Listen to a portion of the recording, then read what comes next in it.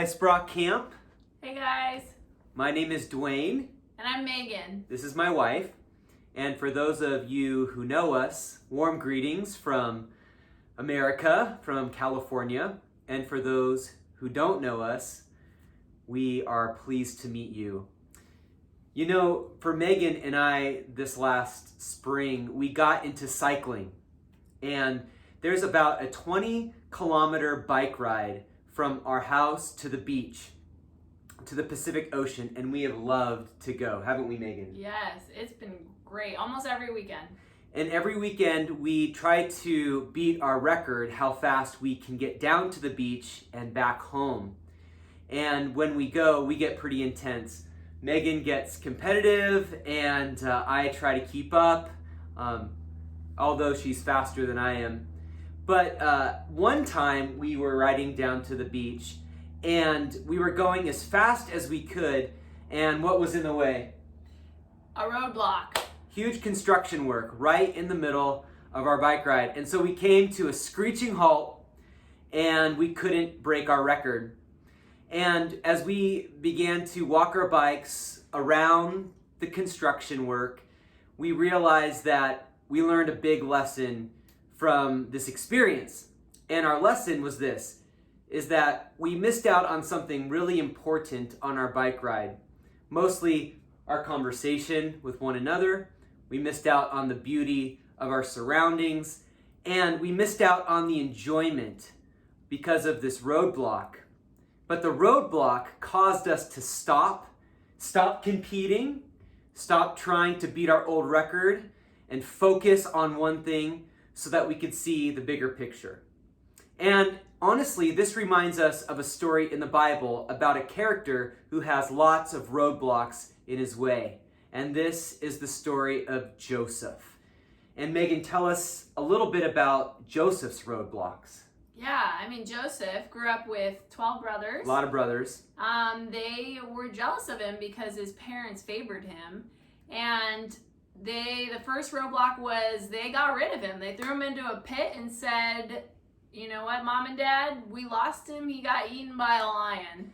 And what ends up happening to Joseph, if you remember, is that he gets sold into slavery. Not only do they abandon him, but they make money off of him by selling him to slavery. And he gets shipped down to Egypt. That's roadblock number one. In Egypt, he seems to do better, right? He's in Potiphar's house. He's in charge of everything. And things are looking good, but then what happens? The wife tries to seduce him in, and he runs the other way, but gets accused of doing the wrong thing. Which totally wasn't true. No. In fact, Potiphar throws him into prison because he was falsely accused, which is roadblock number 2. And he spends lots of time, many years actually, in prison because of this second roadblock. Finally, God shows favor on him again, and he actually becomes a leader in this prison guard. And then he gets released, and he meets Pharaoh, and he's able to interpret Pharaoh's dreams. And Megan, what happens next in Joseph's life? He becomes second in command. God blesses him.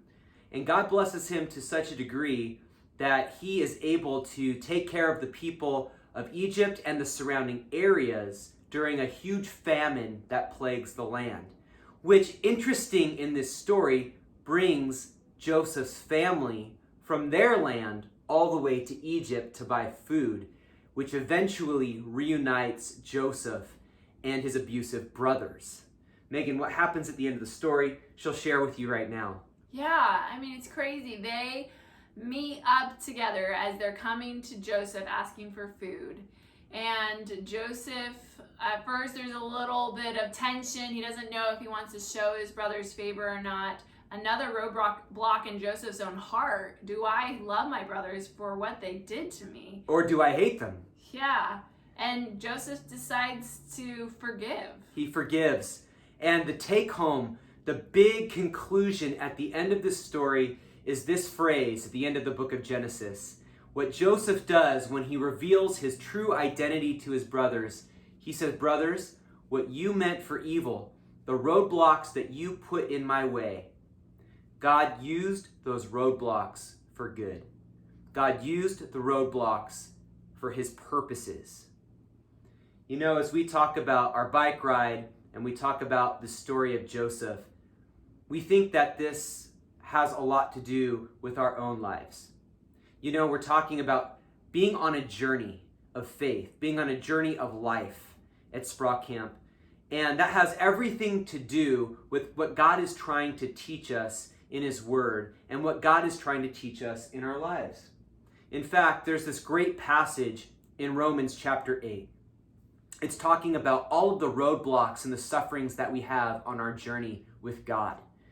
And at the end of it, Paul says some powerful words. He says, God will work all of these roadblocks, all of these sufferings, all of your trials. Somehow God will weave all of these things together for your good and for his purposes, for those who love him and who have been called according to his purposes.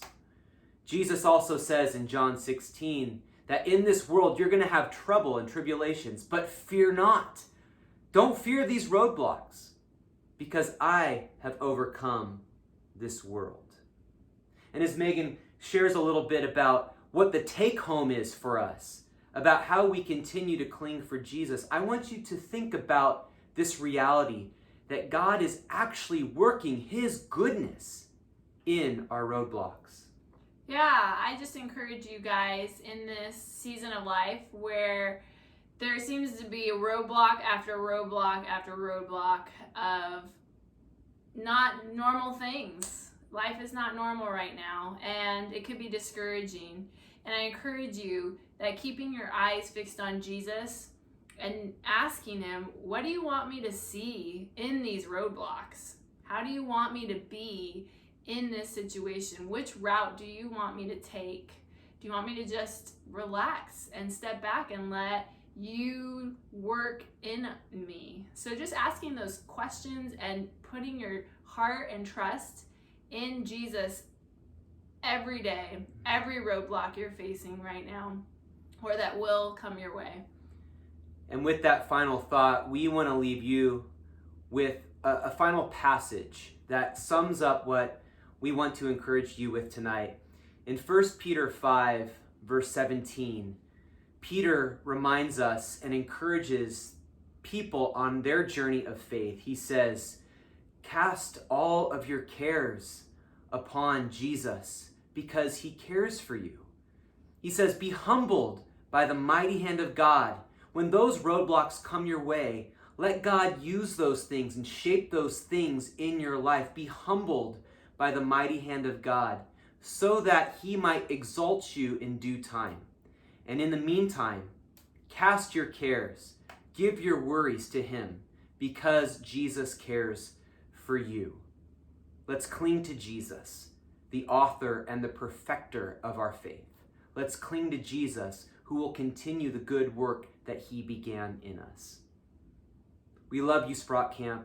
We bless you, and we send our greetings all the way from sunny Southern California. Bye. Bye.